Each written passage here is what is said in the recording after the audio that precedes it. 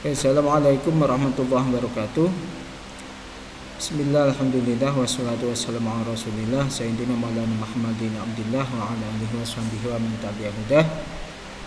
Kawan-kawan, kita kembali bertemu lagi dalam keadaan semoga sehat walafiat dan tetap semangat untuk mengikuti mata kuliah manajemen organisasi pengelolaan Ziswaf, di mana pada siang hari ini kita sampai pada materi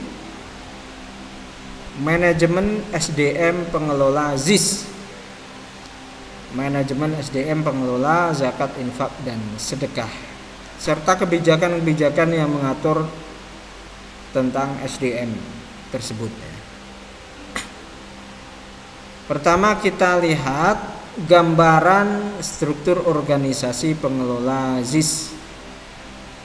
Saya ambil contoh ini di Basnas Provinsi Riau, ya. Di sini ada ketua jelas, kemudian ada 4 wakil ketua yang membidangi masing-masing. Wakil ketua 1 bidangnya adalah bidang pengumpulan atau fundraising. Wakil ketua 2 bidangnya pendistribusian dan pendayagunaan. Wakil ketua 3 bidangnya IT dan pelaporan. Wakil ketua 4 bidangnya kesekretariatan SDM dan umum. Dari sini saja sudah tampak gambaran umum SDM yang diperlukan dalam organisasi pengelola zakat, yaitu pekerjaan utamanya ada fundraising atau pengumpulan, pendistribusian dan pendayagunaan, keuangan ini berarti akuntansi dan pelaporan. Kesekretariatan berkaitan dengan informasi, pelaporan untuk umum, informasi, kemudian pencatatan dan lain sebagainya lah, ya. Wakil ketua 1, wakil ketua 2, kemudian di bawahnya pekerjaan ini dilaksanakan oleh kepala unit pelaksana yang membawahi kabak pengumpulan dan kabak pendistribusian dan pendayagunaan. Sedangkan wakil ketua 3 dan wakil ketua 4 membawahi sekretaris, di mana sekretaris membawahi kabak keuangan, IT dan pelaporan serta kabak SDM dan umum. Di luar struktur ini ada juga satuan audit internal. Satuan audit internal itu kalau di pemerintahnya inspektorat, kalau di perguruan tinggi satuan pengawas internal, ya. Atau pengawas lah, ya. Atau pengawas, badan pengawas, lembaga pengawas yang mengawasi ini, yang melaksanakan fungsi pengawasan. Nah, itulah gambaran struktur organisasi Basnas, yang dari sini kita dapat melihat gambaran umum pekerjaan organisasi pengelola zakat itu apa saja.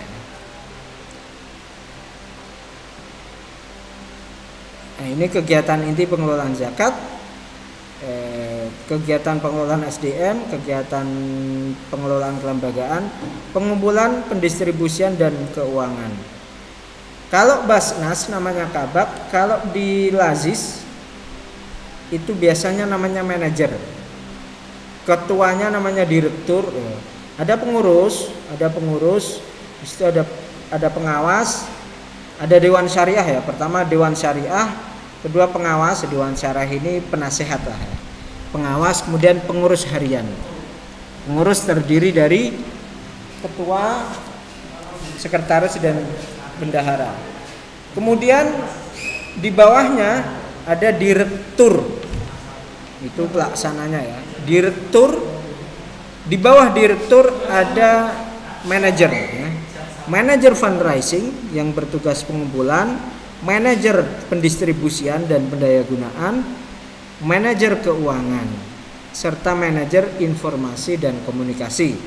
Ini kalau contoh di lembaga yang saya menjadi sekretarisnya, itu ada 4 manajer: manajer fundraising, manajer pendayagunaan, manajer keuangan, serta manajer informasi dan komunikasi. Nah, kalau berkaitan dengan kelembagaan dan SDM itu berarti pengurus. Meskipun beda-beda, pada intinya ya kegiatannya tidak terlepas dari 6 kegiatan inti tersebut, mau dalam bentuk apapun dan nama apapun ya, yang 6 kegiatan inti ini.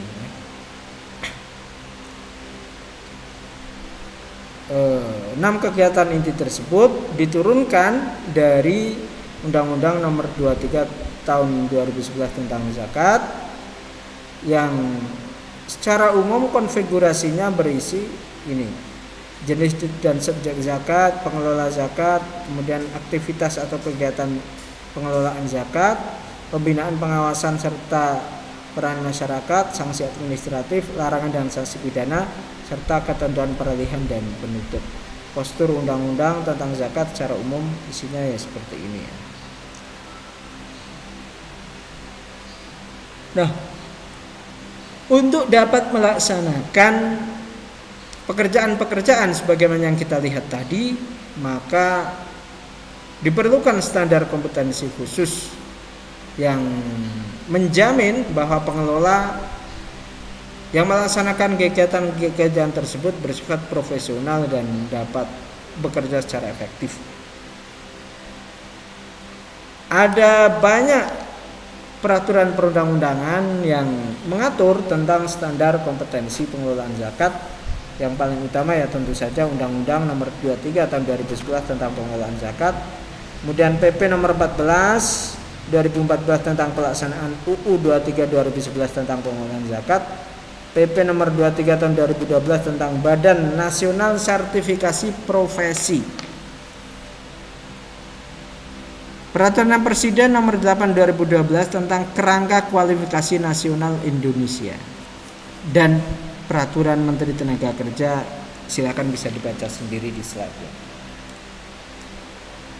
Dari dasar hukum yang ada ini dapat kita pahami, kita ambil kesimpulan bahwa bidang pengelolaan zakat itu adalah bidang profesi yang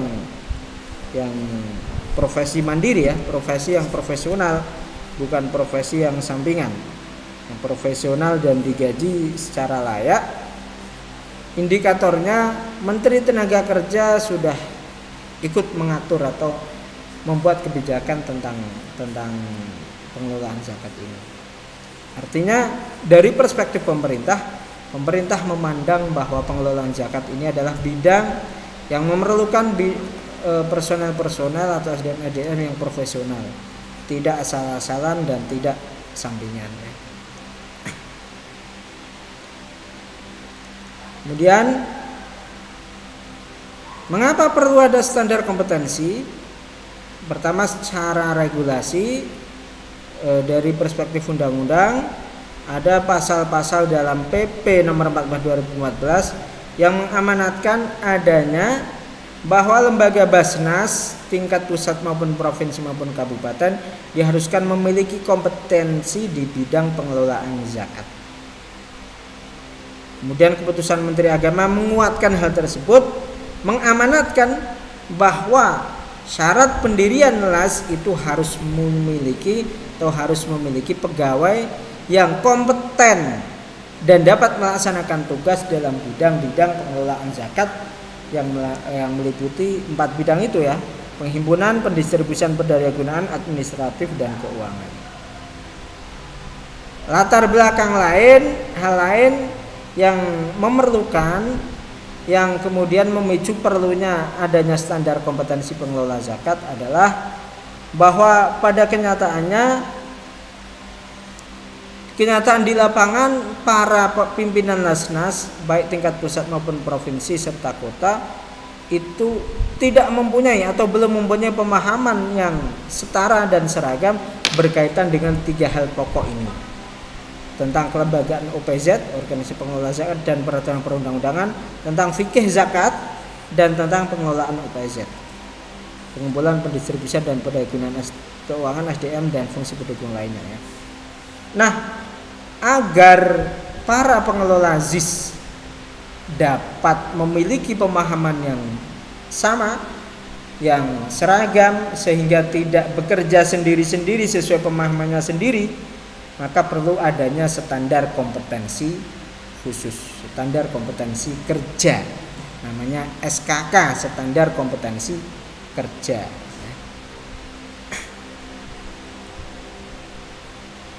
Nah, standar kompetensi itu apa?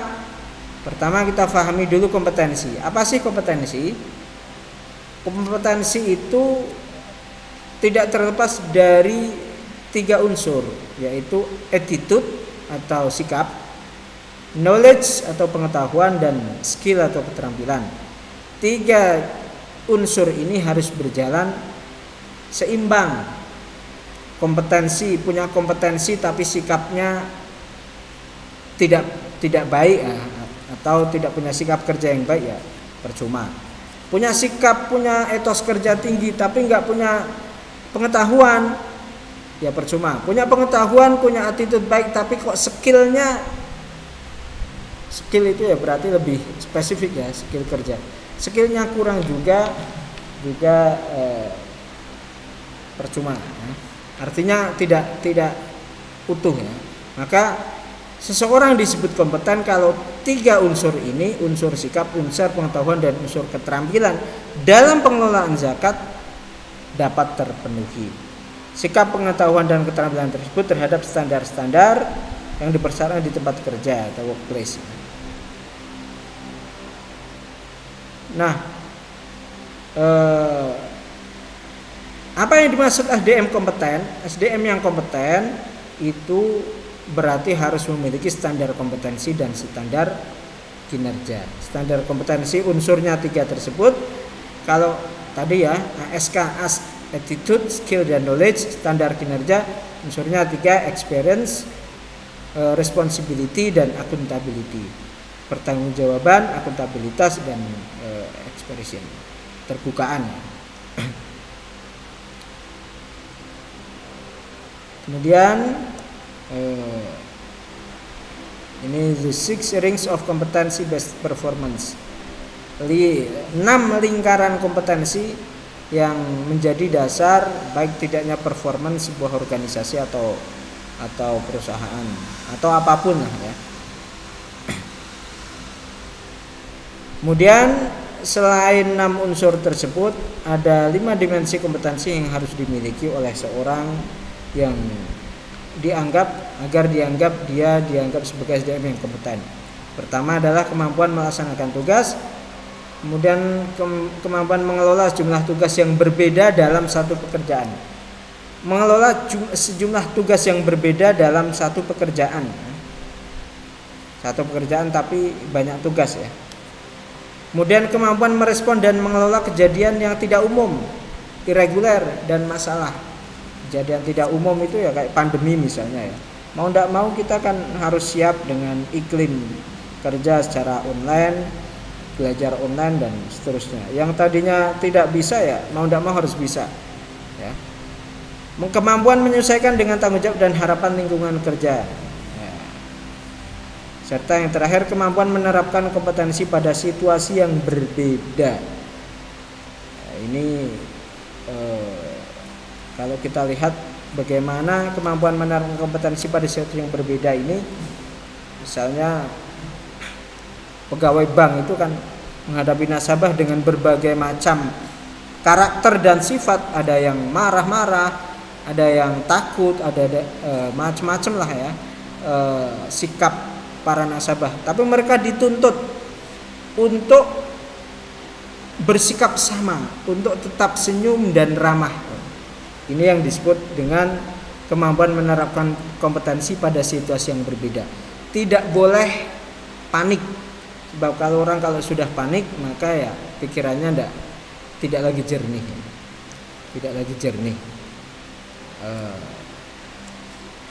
Para nakes itu mau menghadapi orang sekarat, orang kakinya patah, orang yang berlumuran darah, mereka dituntut tetap tenang, tidak boleh ikut panik, apalagi sindrom, ya tidak bakalan bisa ya, tetap tenang. Jadi mereka santai aja menghadapi orang yang mau meninggal, keluarganya sudah panik, tapi ya nakesnya seolah-olah kalau orang melihat kayak remeh, sebenarnya bukan meremehkan, tapi ya memang protapnya seperti itu, harus tetap tenang dalam segala situasi dan kondisi. Nah, standar kompetensi kerja adalah rumusan kemampuan kerja yang mencakup aspek pengetahuan, keterampilan dan atau keahlian serta sikap kerja yang relevan dengan pelaksanaan tugas dan syarat jabatan yang ditentukan oleh otoritas. Nah, untuk memenuhi standar kompetensi tersebut, maka perlu diadakan yang namanya sertifikasi. Dalam konteks pengelolaan zakat ini ada yang namanya sertifikasi amil. Sertifikasi amil adalah proses pemberian sertifikat kompetensi yang dilakukan secara sistematis dan objektif melalui uji kompetensi yang mengacu pada SKKK. SKKK ini standar kompetensi kerja khusus, serta SKKNI, standar kualifikasi kompetensi nasional Indonesia, atau SI, standar Indonesia. Barang saja ada SNI-nya, ada standar nasional Indonesia. Helm itu ada SNI-nya. Masa manusia, orang yang akan mengelola uang masyarakat, yang akan mengelola lembaga negara, kok tidak ada sertifikasinya? Ya tentu harus ada sertifikasinya, ya. Harus ada standarisasinya, ya. Kemudian berkaitan dengan sertifikasi amil ini diatur dalam Perbasnas nomor 2 tahun 2018 tentang sertifikasi amil. Tujuannya apa? Tujuannya memastikan dan memelihara kompetensi amil zakat di bidang pengelolaan zakat dan seterusnya, dapat baca sendirilah, ya.